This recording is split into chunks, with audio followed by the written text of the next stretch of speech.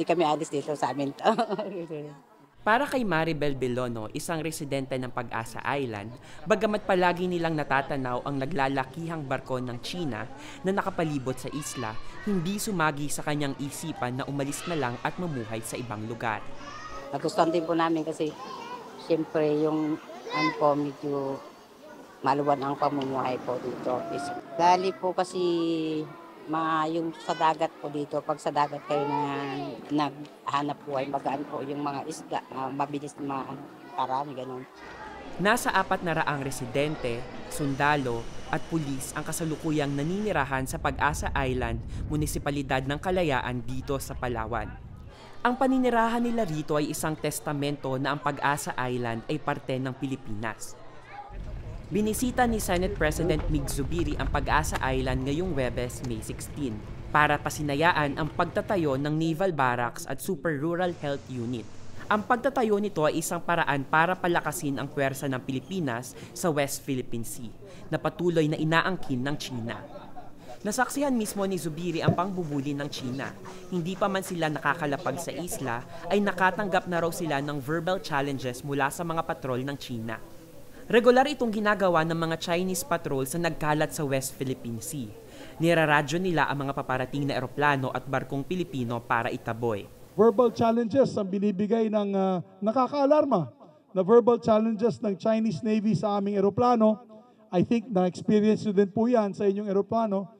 At gusto ko lang pong sabihin kung nakikinig po sila. Ito po ang teritoryo ng Republika ng Pilipinas. Hindi po inyo ito. Ito po ay teritoryo ng Republika ng Pilipinas. Bago pa dumating ang si Magellan, atin na po ito. Kaya kung pwede, lumayas na kayo. Ang Pag-asa Island ay matatagpuan 300 miles sa kanluran ng main island ng Palawan.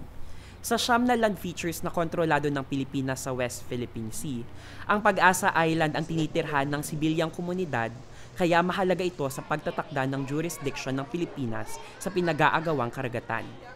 Kailangan po natin ng civilian dito because this is for them. This is not just purely for military purposes. Ang beneficiary nito ay civilians, ang resources, ating undersea and subsea resources para sa inyong lahat. So importante ho may civilians dito.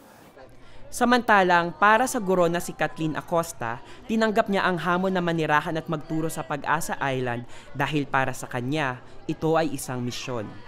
Paninindigan na po siya na dapat, pag sa atin, dapat ipaglaban. Ganun po siya.